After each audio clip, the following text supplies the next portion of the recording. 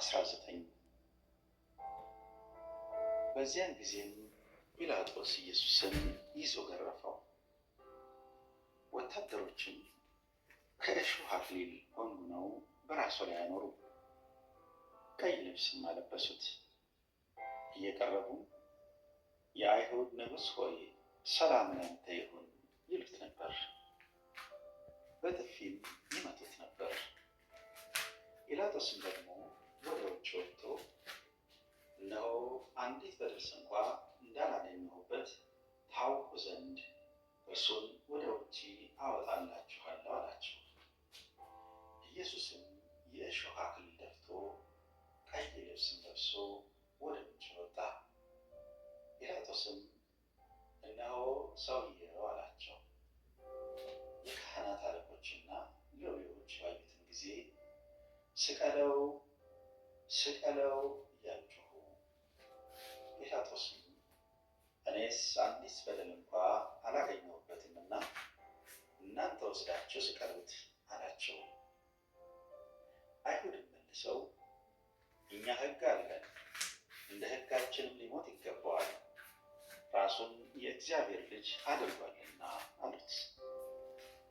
ስለዚህ ጲላጦስ ይህን ነገር በሰማ ጊዜ እጅግ ፈራ። ተመልሶም ወደ ገዡ ግቢ ገባና ኢየሱስን አንተ ከወዴት ነህ አለው።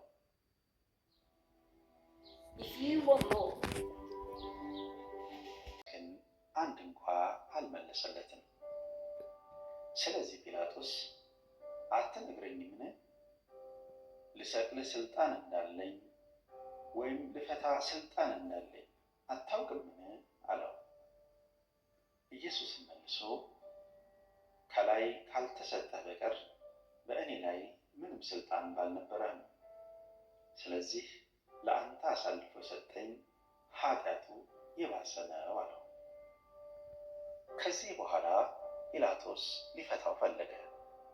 ነገር ግን አይሁድ ይህንስ ብትፈታው የቄሳር ወዳጅ አይደለህም፣ ራሱን ንጉሥ የሚያደርግ ሁሉ የቄሳር ተቃዋሚ ነው እያሉ ጮኹ። ጲላጦስም ይህን ነገር ሰምቶ ኢየሱስን ወደ ውጭ አወጣው። በዕብራይስጥም ገበታ በተባለው ጸፍጸፍ በሚሉ ስፍራ በፍርድ ወንበር ተቀመጠ። ለፋሲካም የማዘጋጀት ቀን ነበረ። 6 ሰዓትም የሚያህል ነበረ። አይሁድንም እነሆ ንጉሣቸው አላቸው።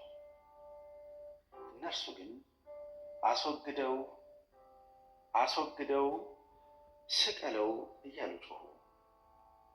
ጲላጦስም ንጉሣችሁን ልስቀለውን አላቸው። የካህናት አለቆችም ከቄሳር በቀር ሌላ ንጉሥ የለንም ብለው መለሱለት። ስለዚህ በዚያን ጊዜ እንዲሰቀል አሳልፎ ሰጣቸው። ኢየሱስንም ይዘው ወሰዱት። መስቀሉንም ተሸክሞ በዕብራይስጥ ጎልጎታ ወደ ተባለው የራስ ቅል ስፍራ ወደሚሉት ወጣ። በዚያም ሰቀሉት።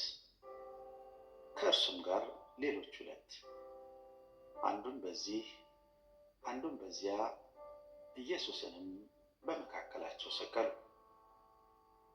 ጲላጦስም ደግሞ ጽሕፈት ጽፎ በመስቀሉ ላይ አኖረው። ጽሕፈቱም የአይሁድ ንጉሥ የናዝሬቱ ኢየሱስ የሚል ነበረ። ኢየሱስም የተሰቀለበት ስፍራ ለከተማ ቅርብ ነበርና ከአይሁድ ብዙዎች ይህን ጽሕፈት አነበቡት። በዕብራይስጥና በሮማይስጥ በግሪክም ተጽፎ ነበር። ስለዚህ የአይሁድ ካህናት አለቆች ጲላጦስን እርሱ የአይሁድ ንጉሥ ነኝ እንዳለ እንጂ የአይሁድ ንጉሥ ብለህ አትጻፍ አሉት። ጲላጦስም የጻፍኩትን ጽፌአለሁ ብሎ መለሰ። ጭፍሮችም ኢየሱስን በሰቀሉት ጊዜ ልብሶቹን ወስደው ለእያንዳንዱ ጭፍራ 1 ክፍል ሆኖ በ4 ከፋፈሉት። እጀ ጠባቡን ደግሞ ወሰደው። እጀ ጠባቡም ከላይ ጀምሮ ወጥ ሆኖ የተሰራ ነበር እንጂ የተሰፋ አልነበረም።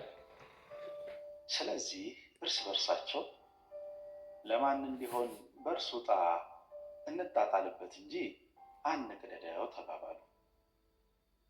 ይህም ልብሴን እርስ በርሳቸው ተከፋፈሉ፣ በእጀ ጠባቤም ዕጣ ተጣጣሉበት የሚለው የመጽሐፍ ቃል ይፈጸም ዘንድ ነው። ጭፍሮችም እንዲህ ያደረጉ። ነገር ግን በኢየሱስ መስቀል አጠገብ እናቱ፣ የእናቱም እህት፣ የቀሌዮጳ ሚስት ማርያም፣ መግደላዊት ማርያም ቆመው ነበር። ኢየሱስም እናቱን ይወደው የነበረውንም ደቀ መዝሙር በአጠገቡ ቆሞ ባየ ጊዜ እናቱን አንቺ ሴት እነሆ ልጅሽ አላት።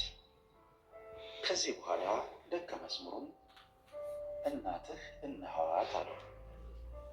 ከዚህም ሰዓት ጀምሮ ደቀ መዝሙሩ ወደ ቤት ወሰዳት። ከዚህ በኋላ ኢየሱስ አሁን ሁሉ እንደተፈጸመ አውቆ የመጽሐፉ ቃል ይፈጸም ዘንድ ተጠማሁ አለ። በዚያም ሆምጣጤ የሞላበት ዕቃ ተቀምጦ ነበር። እነርሱም ሆምጣጤውን በሰፍነግ ሞልተው በሁሶጵም አድርገው ወደ አፉ አቀረቡለት። ኢየሱስም ሆምጣጤውን ከተቀበለ በኋላ ተፈጸመ አለ። ራሱንም አዘንብሎ ነፍሱን አሳልፎ ሰጠ። አይሁድም የማዘጋጀት ቀን ስለሆነ ያ ሰንበት ትልቅ ነበርና ሥጋቸው በሰንበት በመስቀል ላይ እንዳይኖር ጭናቸውን ሰብረው እንዲያወርዷቸው ጲላጦስን ለመኑት። ጭፍሮችም መጥተው የፊተኛውን ጭን ከእርሱም ጋር የተሰቀለውን የሌላውን ጭን ሰበሩ። ወደ ኢየሱስ በመጡ ጊዜ ግን እርሱ ፈጽሞ እንደሞተ አይተው ጭኑን አልሰበሩም።